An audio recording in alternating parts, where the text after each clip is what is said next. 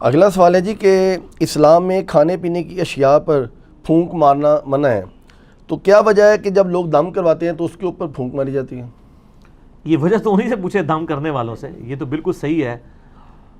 ابو داؤد کے اندر، سنن ابن ماجہ کے اندر صحیح سند کے ساتھ حدیث موجود ہے کہ نبی علیہ السلام نے کھانے پینے کی چیزوں میں پھونک مارنے سے منع فرمایا ہے.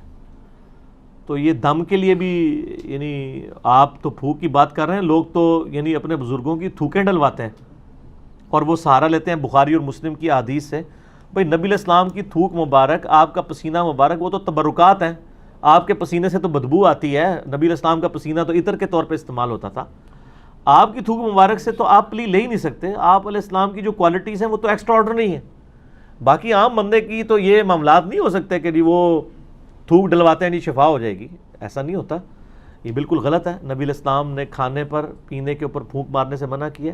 رہا دم والا معاملہ تو وہ بخاری مسلم میں موجود ہے کہ نبی علیہ السلام خود اپنے آپ کو بھی دم کیا کرتے تھے. المعوذات، آخری 3 سورتیں پڑھ کے، رات کو سونے سے پہلے 3 دفعہ پڑھ کے، یعنی 3 سورتیں ایک دفعہ پڑھی، پھونکا ہاتھوں پہ، پورے جسم پہ مل لیا، پھر دوسری بار، پھر تیسری بار. اور اما عائشہ کہتی ہیں کہ جب نبی علیہ السلام بیمار ہو گئے، بخاری کے الفاظ ہیں، تو پھر میں یہ صورتیں پڑھ کے آپ کے مبارک ہاتھوں پہ دم کر کے آپ کے ہاتھوں کو آپ کے جسم پہ پھیر دیتی تھی. اپنے ہاتھوں کو نہیں سر، پوائنٹ ٹو بی نوٹڈ. نبی علیہ السلام کے ہاتھ برکت والے، حضور کے ہاتھوں میں پڑھ کے حضور کے ہاتھوں کو جسم پہ پھیر دیا کرتی تھی. یعنی شیاطین، جنات، جادو اور نظر بد کے اگینسٹ یہ المعوذات 3 پناہ دینے والی صورتیں ہیں. سورہ الاخلاص، سورۃ الفلق اور سورۃ الناس، قرآن حکیم کی آخری 3 صورتیں. یہ والا دم تو ٹھیک ہے، لیکن پانی کے اوپر دم کرنا اور پانی کے اوپر یعنی پھونک مارنا یہ جراثیم والا معاملہ ہے. ایون جامعہ ترمذی کے اندر یہ بھی حدیث موجود ہے کہ نبی صلی اللہ علیہ وآلہ وسلم نے فرمایا کہ اگر کوئی شخص پانی پیے نا تو وہ پانی کے اندر سانس نہ لے. سانس لینے، کیونکہ سانس لینے سے بھی تو پھونک چلی جائے گی نا. یعنی گلاس کو اپنے منہ سے ہٹا کے سانس لے. اور اسی حدیث کے اندر الفاظ ہیں، ایک صحابی کہتے ہیں کہ اگر پانی پیتے ہوئے اس میں کوئی تنکا آ جائے پھر میں کیا کراں؟ وہی سوال ہے نا. اور کیا عورتیں کیا بچوں کے لیے دودھ ابال کے دیتی ہیں نا، وہ ملائی ہٹانے کے لیے پھونک مار دیتی ہیں. وہ صحابی نے بھی پوچھ لیا اسی حدیث کے اندر ابو داؤد ترمذی میں کہ یا رسول اللہ اگر تنکا آ جائے تو آپ فرمایا تنکا نکال کے باہر کر، پھونک کیوں مارنی ہے؟ تو یہاں پہ بھی میں یعنی کب کسی کو دیکھتا ہوں نا، میں رات کو وہ بھائی مجھے کہتی ہے نماز کے بعد نا وہ کشمیری چائے تو لے آنا میرے لیے. تو میں لینے گیا تو وہ جو لفافے اٹھا رہا ہے نا، پہلے اس میں پھونک مارتا ہے اس کو کھولنے کے لیے، اس میں چائے ڈالتا ہے. تو میں نے اس کو کہا یار یہ پھونک مارنا منع ہے، نبی علیہ السلام نے منع فرمایا. تم مطلب پھونک مارنی بھی ہے آپ یعنی باہر ویسے پھونک مار لیں، اس کو لفافے کو کھولنے کے لیے پھونک مارنے کی ضرورت نہیں ہے. لفافہ ایسے کھولیں، اس میں چائے ڈال لیں.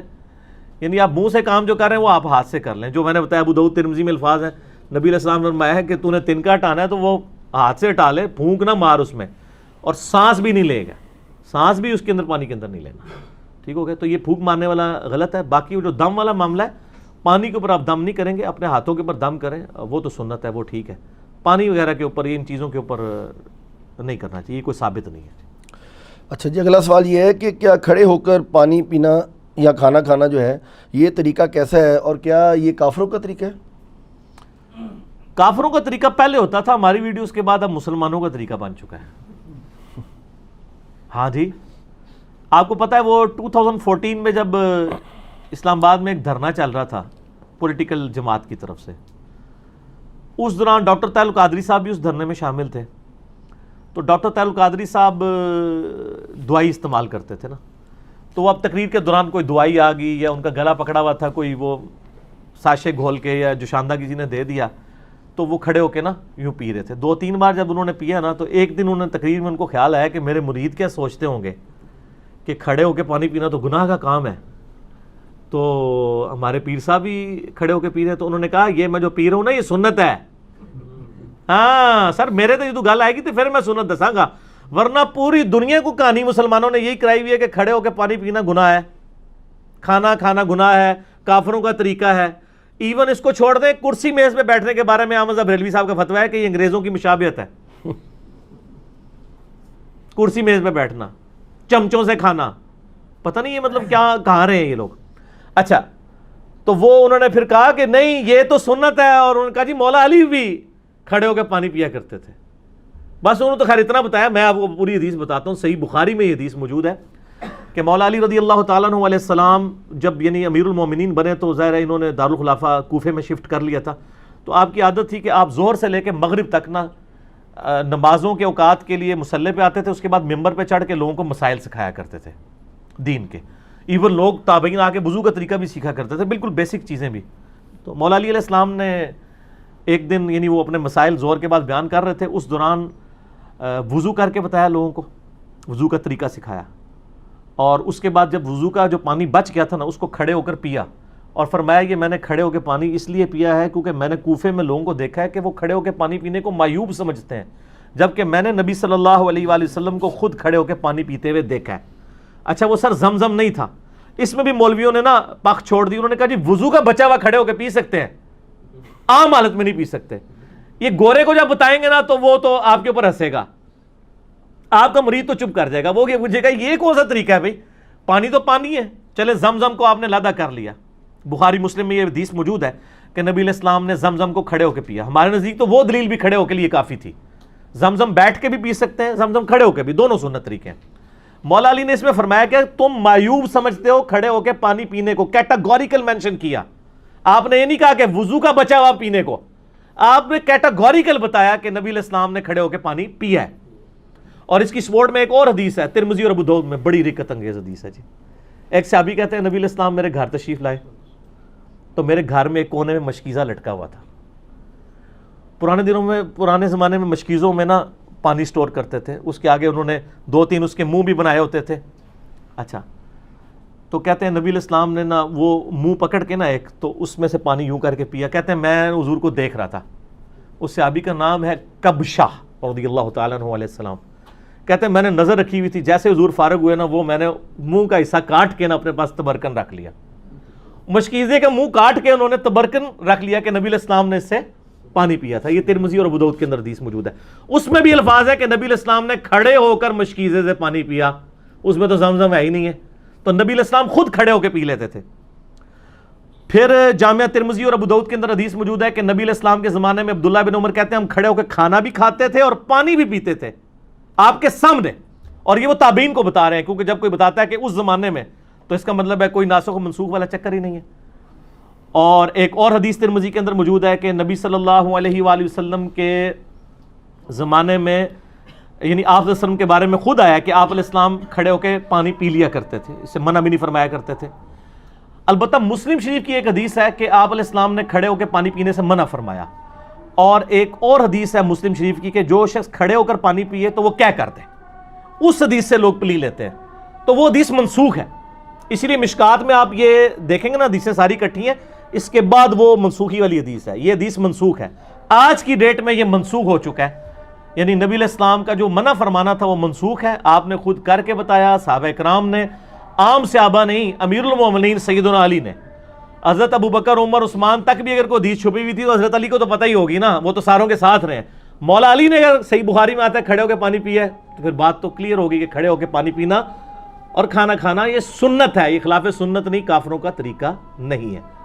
اذان شروع ہوگی ہے مغرب کی، اذان کا جواب دیں انشاءاللہ. باقی کوسچن آنسر سیشن کا سلسلہ اذان مغرب کے وقفے کے بعد انشاءاللہ.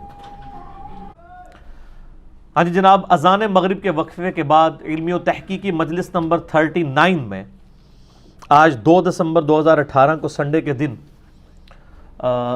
بقیہ کے کوسچن آنسر سیشنز کا سلسلہ شروع کرتے ہیں انشاءاللہ.